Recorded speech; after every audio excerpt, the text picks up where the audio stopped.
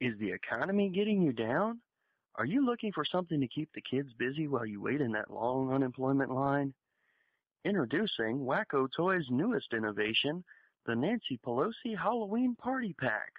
You'll be the envy of your collective as you invite 434 of your closest comrades over to celebrate a decidedly non-religious, secularized pagan festival to the evil undead, otherwise known as a Pelosi family reunion.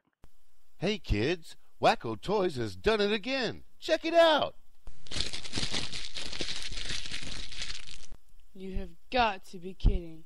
Ew, that looks spooky. That's right. The Nancy Pelosi Halloween Party Pack comes complete with an oversized gavel, a do-it-yourself home Botox kit, scalpel, and surgical suture kit to really get those jowls pinned back. Plus, if you act in the next 2,140 seconds, we'll throw in the communist candy redistribution system. Just imagine the looks on those snotty rich kids' faces when your candy redistributor rips open their designer trick-or-treat bags and doles out their Skittles and Snickers bars to the more deserving kids. You know, the ones from the other side of town, cruising the nice neighborhoods in search of the really good candy. Come on, kids. Let's set it up. Hey, that's our candy. Mommy, make it stop. The Nancy Pelosi Halloween Party Pack available for only a limited time. Supplies not expected to last beyond November 2nd. Please do not subject the Nancy Pelosi costume to water and keep away from falling houses. Some boxes may not include all the listed items. You must purchase the party pack to find out what's in it.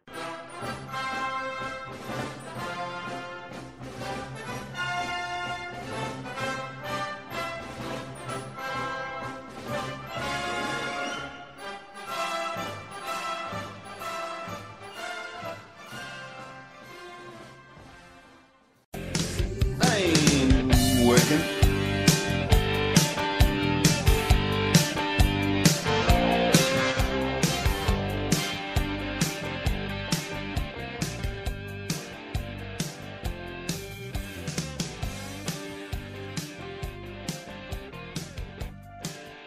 Welcome back into the Palmetto Conservative Show here on the Conservative Broadcast Media Network. Before we left for that brief interlude, we were talking about why Benghazi matters. And I just want to kind of close that thought out with this. The general who was responsible for that area of operations was, how shall we word this, reassigned with little or no advance notice.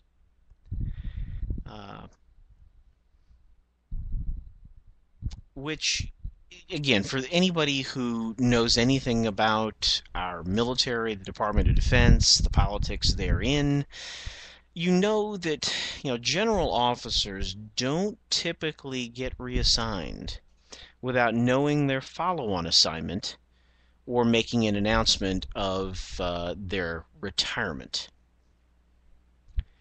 So when General Dempsey announced that the general over this area of responsibility, I think it was Africa Command, when it was announced that he was being reassigned, and there were no, and he was announced that he was being reassigned somewhat abruptly, that tells you everything you need to know about what's going on here. Now, if I could go off on a brief rant here, I'll tell you, the leadership in our military has become so politicized and so politically correct that it's a wonder that we do get any solid advice from those who should be serving this country and this Constitution from the perspective of the profession of arms. First and foremost, and politics last. So again, why does Benghazi matter? This is just a further indication of the politicization of our military and the fact that we still don't know. The announcement of the general's reassignment was, in my view, probably disingenuous at best, deceptive, to be sure, and it's going to come back up again. It will definitely come back up again. That's my story. I'm sticking to it. Now, as we get along here, what day is today? Oh, yes. Today is Halloween. And I've got a Halloween story for you, kids.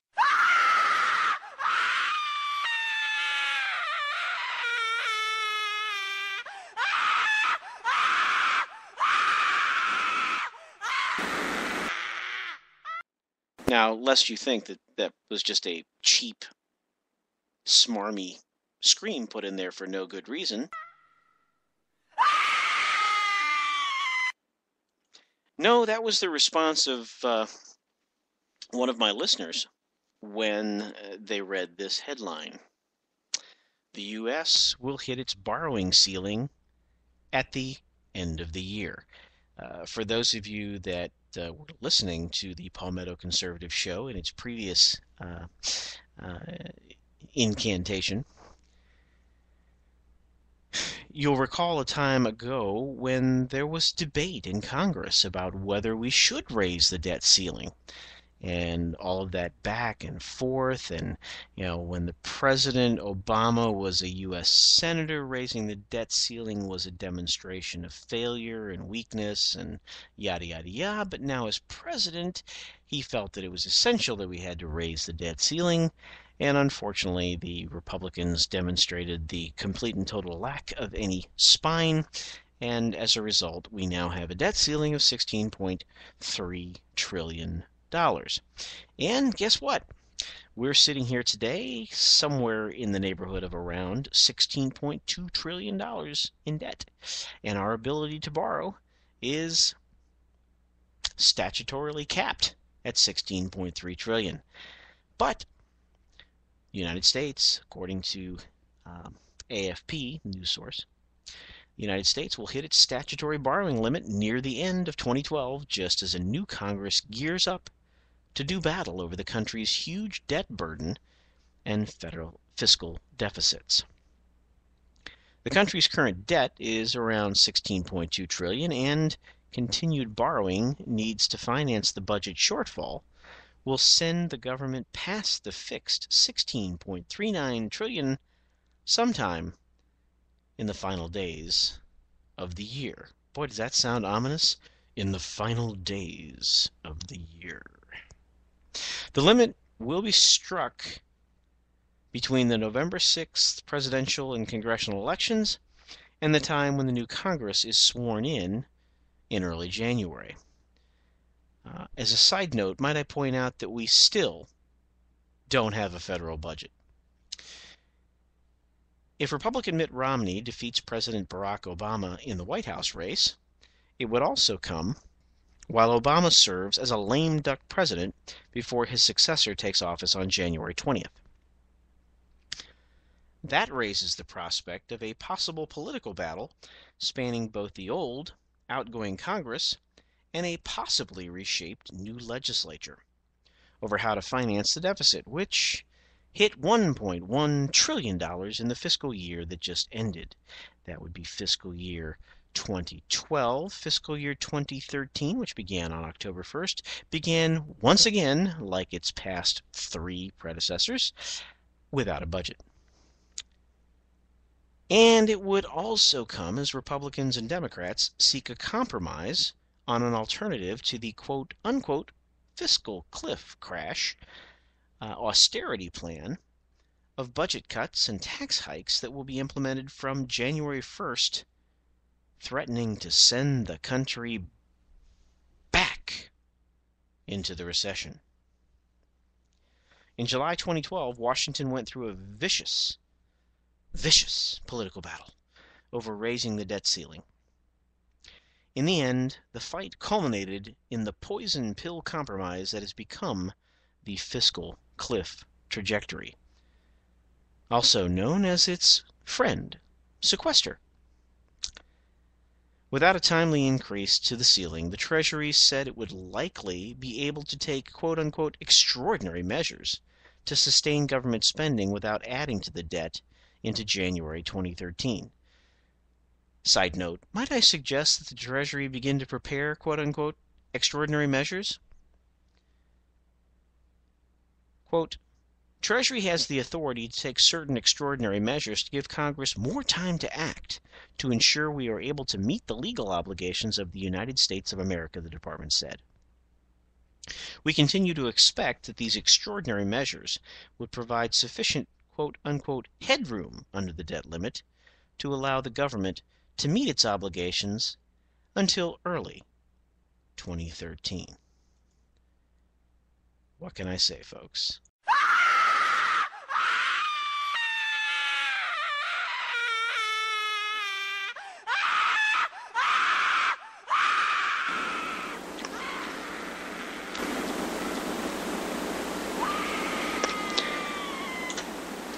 That's going to be me next time. Because as I said back then, rather than taking the approach of continuing to kick the can down the road as we have done for far too many years, by the way, something that the Democrats are not solely responsible for, we should have begun to deal with this problem head on back then. And the fact that at the time we lacked the political will and principled leadership, both in the White House and in Congress, both houses of Congress, that we were going to create a problem that was twice as big as the one that they were facing at the time. And sure enough, that's the case. We now have this near-perfect storm brewing. And no, I'm not talking about Hurricane Sandy. I'm talking about a perfect political and fiscal storm that is whirling and waiting to happen. We have sequestration as a result of having raised the debt ceiling, the agreement to raise the debt ceiling without actually coming up with an agreement to raise the debt ceiling. And so certain cuts are going to occur on top of already planned cuts to defense. And then at the same time, we have the tax cuts, affectionately known as the Bush tax cuts. Oddly enough, last I checked, President Bush doesn't have the authority to actually pass a tax cut. Congress actually has to play in that whole equation somehow. But anyway, we've got that coming, that if those tax cuts are allowed to expire and tax rates return to the pre-Bush era levels, the resulting impact on the economy will be catastrophic. Maybe not cataclysmic, but catastrophic. So you've got this storm brewing, and then around that you have this unsettling of what's going to happen on November 6th. Are we going to result in the president being reelected but losing the Senate? Are we going to result in a situation where Governor Romney becomes president, but the Senate remains in Democrat control under the astute leadership of Harry Reid? Could something else happen where Governor Romney inherits not only a House Republican majority, but also a Senate Republican majority? And will that uncertainty then bring Obamacare into the equation? And will there be some sort of change there to stave off the catastrophic impact of Obamacare's implementation in 2014? All of these things together serve to create this perfect storm that's enough to make you scream. You're listening to the Palmetto Conservative Show here on the Conservative Broadcast Media Network. Glad that you're here with us tonight. Stick with us. Back on the other side here in just a few minutes. We'll continue our discussion here.